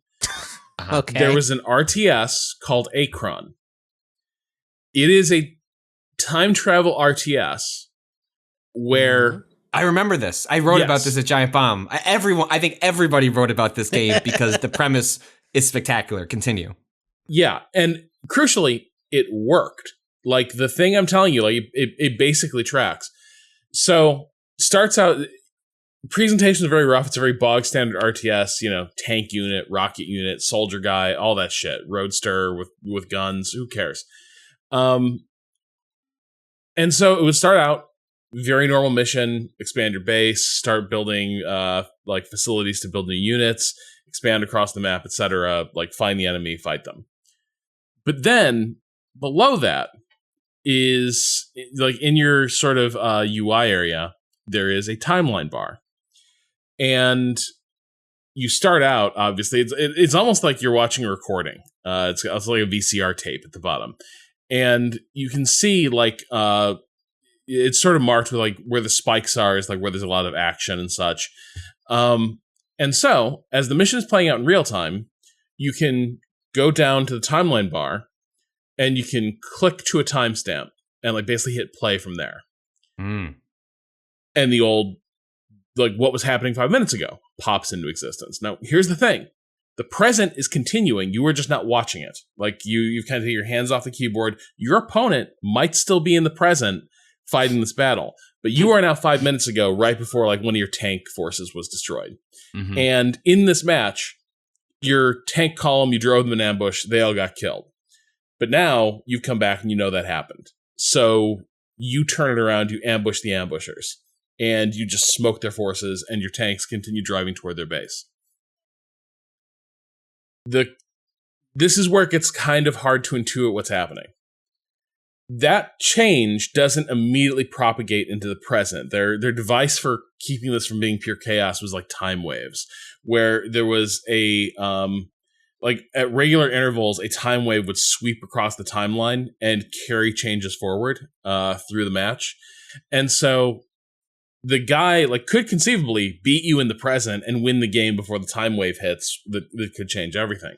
But it's also possible that he's commanding all these units, the time wave hits, and suddenly a bunch of his units disappear, as does one of his bases, because now 5 minutes ago your tank assault worked.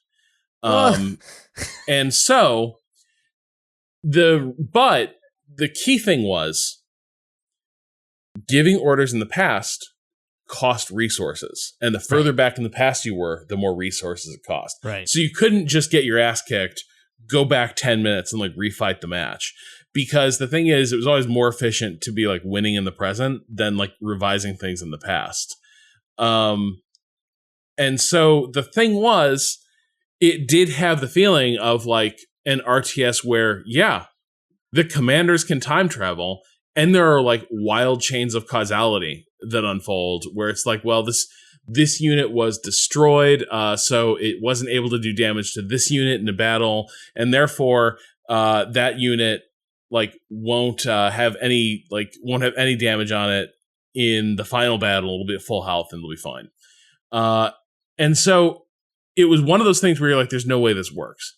It did work, but it wasn't that good in RTS, and I think I've also sort of hit on one of the other issues, which it just made more sense if you were a better player to just stay close to the present or in the present, because like then you weren't burning your resources trying to like amend the past.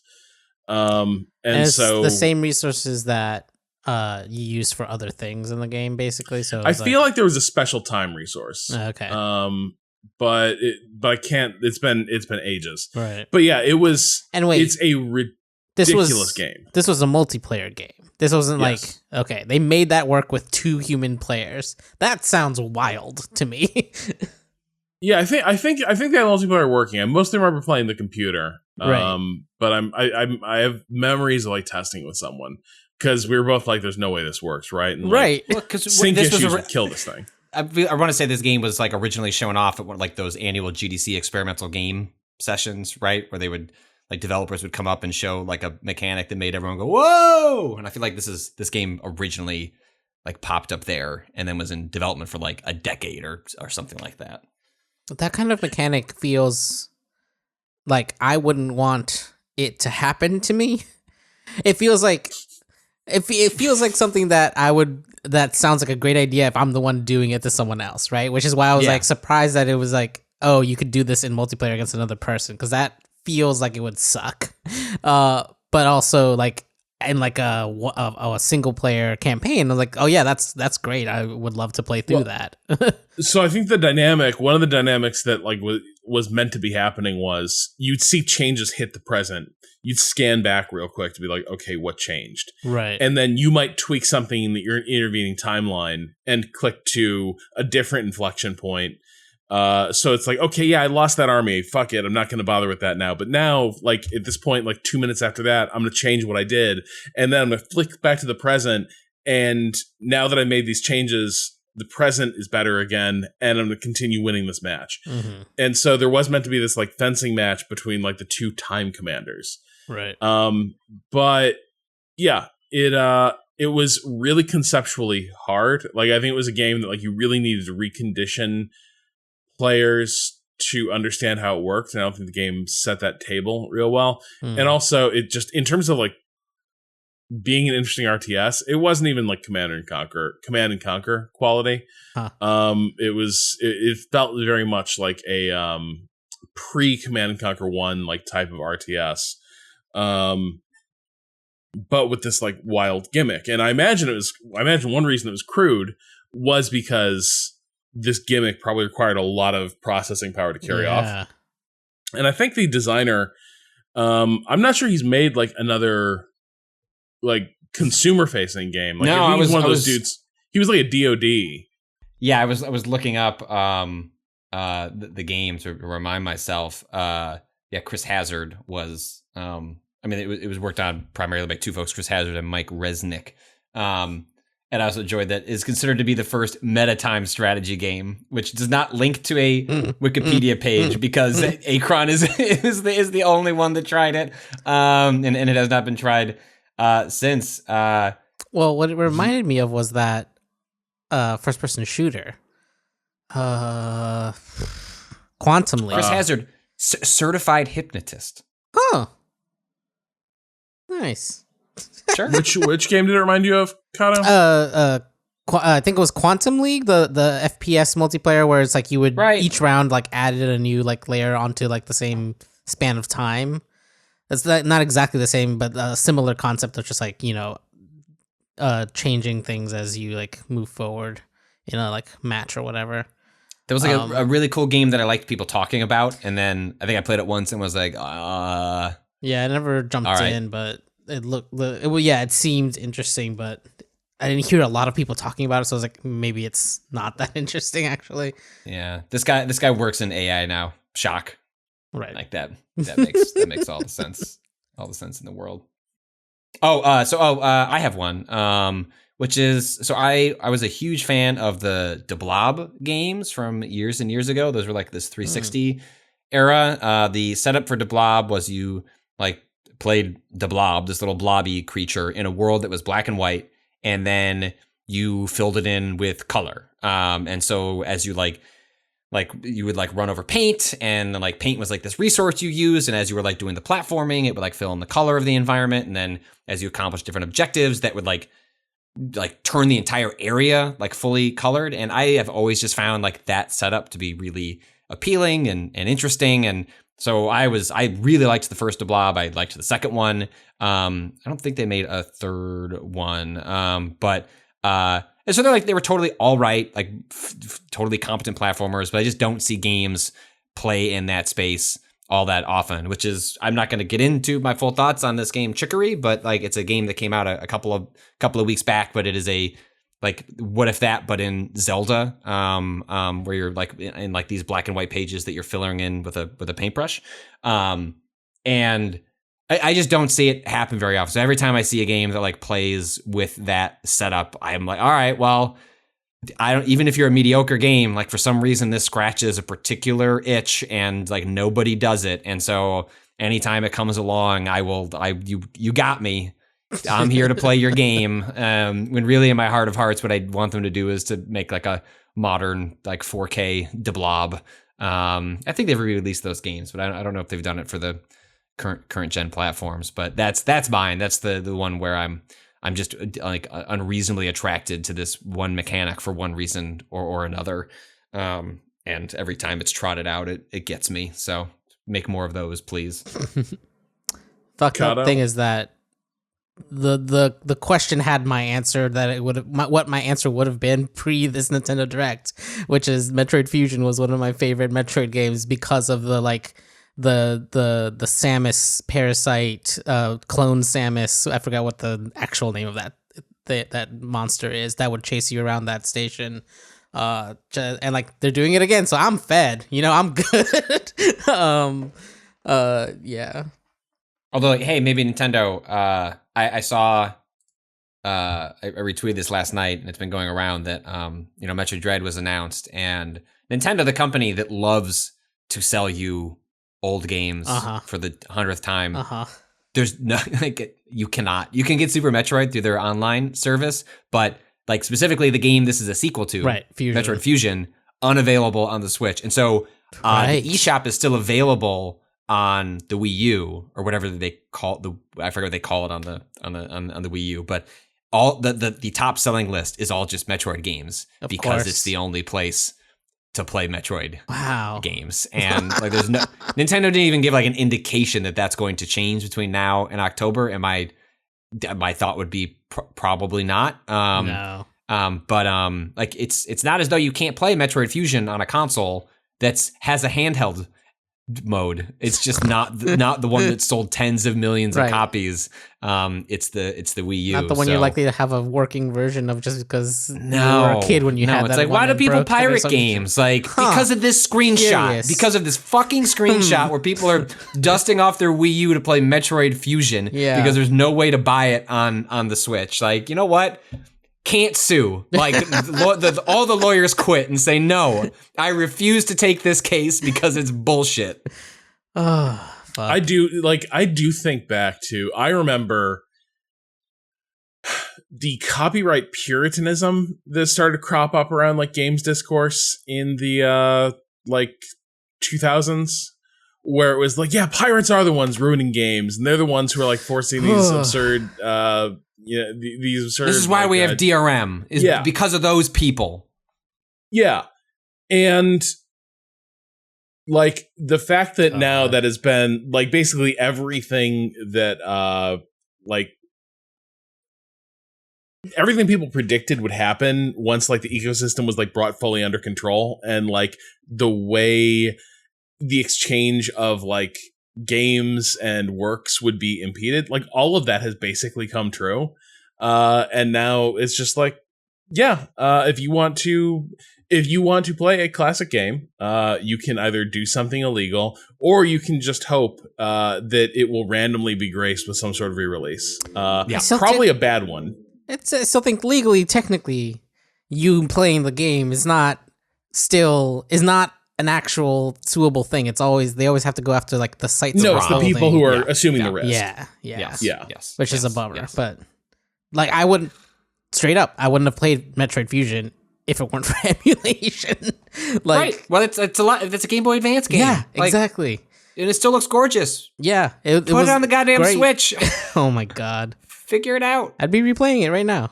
Honestly. Yeah, me too.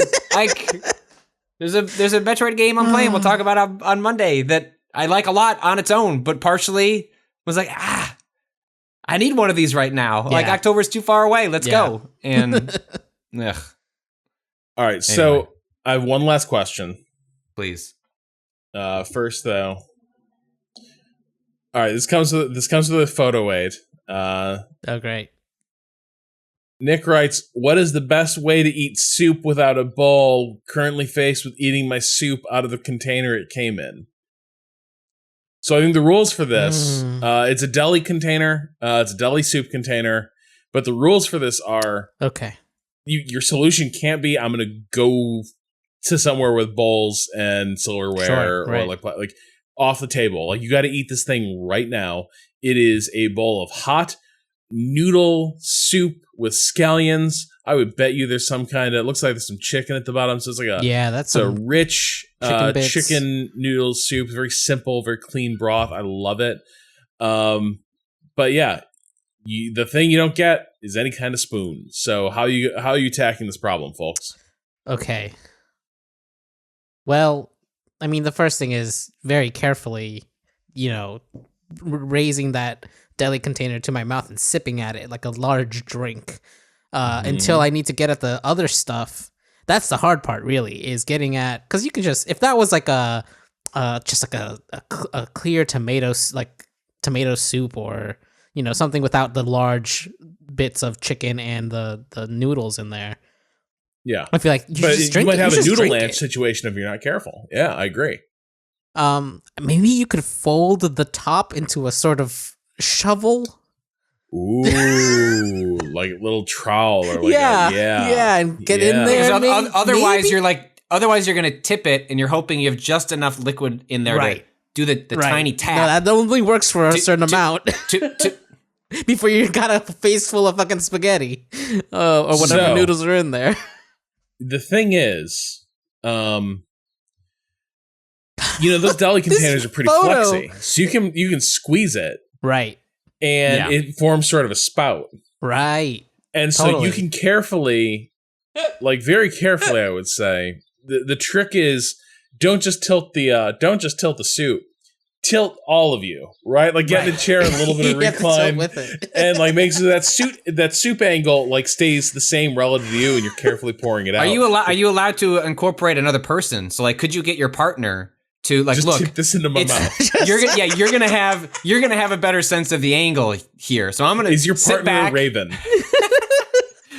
I'm gonna lay back, and I need you to scrunch this piece of plastic together and then slowly jiggle it so that the food can slide down into my trough. The worst part of this is that this feels, just looking at the photo, this is probably the worst situation to be in, because it looks like somebody's work, maybe like this is like some sort of office situation, which is like now you're doing this room, but it looks like a break room. Now you're doing this kind of weird like scooping stuff in a shared space, and you don't want to get things everywhere. Like, I think you Okay, got maybe hear me out, head though. of the bathroom. Head of the bathroom. Right. Like Oh, with the no. soup. No, Yeah. I can't No, drink would you eat your soup in the bathroom in the associated bathroom? with this In with this photo? in the bathroom.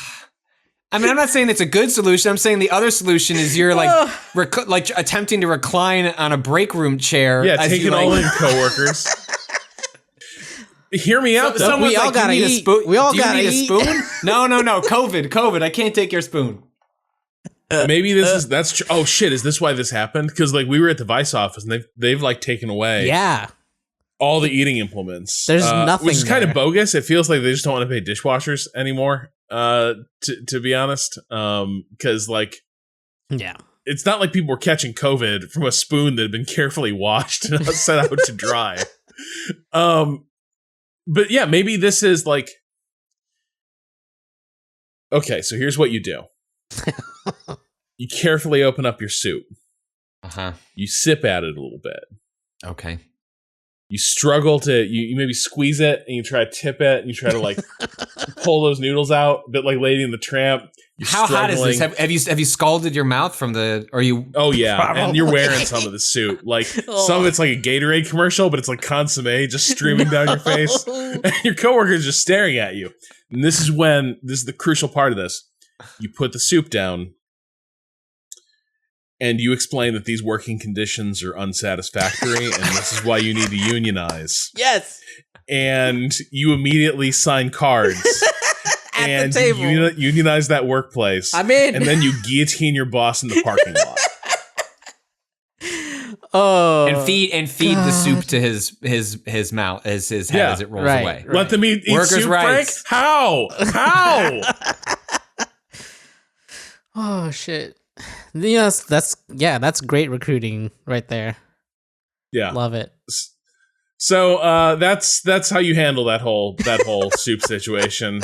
That looks like good soup, though. I'm not gonna lie. I could go for that. This dumpling place not far. They do a really Nice. good wonton soup, and I'm like, maybe. You know, if you that's had what a I should- knife, What does maybe you Rob could cut need a to do small before a hole. stream? Kata, you say you want to poke a hole in this motherfucker?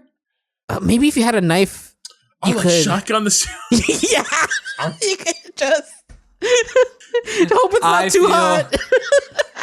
Oh my god. That feels like possibly the way that you end up in the hospital. You're right. If that's too hot, you like yank your mouth away, and that's just being And it's just, poured like, onto your pouring, leg and, yeah. and chest. So in this scenario, you don't have a fork or a spoon, but you do have a knife. sharp enough Right. knife to get Through at that point, plastic. Just use the knife and just shovel that gonna stuff in. Use the knife to carve the lid into a Yes, nice there layer. you makeshift spoon. Yeah, there So you go. can cut your tongue Right. the whole time. All right. Well, I hope we were able to help out. I think frankly, I think we nailed that yet again. I hope the soup was good, Nick.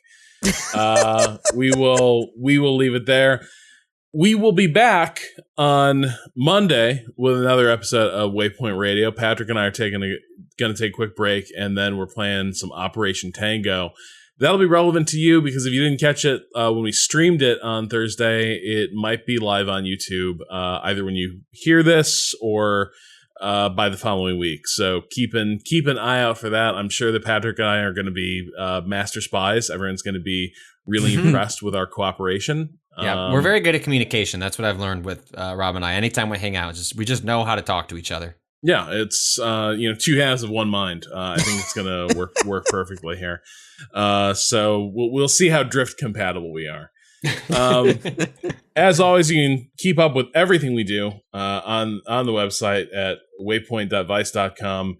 And God, do we have like 1 million URLs for Waypoint Plus now? I don't have the document open. We Just do. so you can just tell people it's just Waypoint Plus, right? Like, you can just do a just basic one. go to waypointplus.com. Right? go to waypointplus.com. Yeah. You can also go to Waypoint. Sign up. I don't like how you're saying it. Waypoint.zone. Waypointplus.com. Waypointplus.com. You can also go to waypoint.zone/annual for an annual subscription. You can also go to waypointplus.memberful.com/gift !plan equals 65502 to gift someone a 1-month subscription. Or you can Kind of like go. when you start. If you Oh, type you're that memorizing URL that. out, that's love right there. Like, you're like, excuse me, it's not just this 1-year subscription to Waypoint Plus. It is the Is fact that I had typed this to URL? jot down this URL while Kato was reading it live on the air, and then enter it into my browser. The year long is actually easier. Waypoint.zone/carrot CARROT for the year long gifted subscription. Perfect. You can follow me on Twitter at Rob Zachney. Patrick, where can people follow you? Out here reading Microsoft tweets. Started from the bottom left. Now we're here. What? They moved this. There's no start bar. They just ripped off What? the Apple OS. It's at the top now? Wait, I need. No. Sorry. Hold on. Yeah. What? Yeah. The Windows Did they 11 kill the event start happened. button? Let me show you. So yes, it is now all in the center, just like you would on a No. Mac. What? But don't worry, you have auto HDR, so you get one thing. But this isn't. They just another. moved the start button to the middle. I don't know of if you didn't you hear the cute tweet, Kato. I'm sure someone will hack it and you can put it back there. Well, so But, the thing is here, Microsoft has a history of taking ideas, like top level ideas from iOS, but not actually implementing them really fully. And so the thing that the sense that iOS operates under doesn't really apply into Windows because there's too many layers of old shit. And so a lot of times this is just a great way to disorient yourself. Yep. I hate change. Here's the thing. I want Windows to be more like Windows. That's my real issue. It was good. The interface of Windows 7 made a lot of sense. And every year since, they're like, tablets are going to be the thing. Well, say hello to the Metro interface. And then they lost interest in that. We were stuck with this vestigial Metro interface. And then they were like, search is going to be our thing. Everything's going to run on search. Windows XP 2K21. Just brand it up, bring back the one that everyone used forever. Wow. XP. I feel like that's the one that everyone used. That was one of the longest ones for a while, wasn't it? Yeah, that's definitely one of the ones they were trying to get people to stop using. Yeah, please. Please. There's so many security upgrade. flaws. Please stop. If you are running this on XP, it is at your own risk. Frankly, you deserve to have your shit stolen, and we will not assume any responsibility for what's about to happen if you install this on an XP machine. But good luck. I bet money there's a motherboard story about enterprise situations that still run XP or some shit, I feel like I've seen that on the Twitter recently. Anyway, at Patrick Klubik. Yeah, one last thing. Yep. Our theme music is by Bowen. The track is Miss You off the EP Pale Machine. Learn more at waypoint.zone/BOEN. Kato, do we know where to find you? Yeah. Did you say it? On Twitter. I didn't say it yet. At @A_Kato_appears on Twitter. All right, that'll do it for this week. We'll be back next week with another episode of Waypoint Radio. Until then, fuck capitalism. Go home.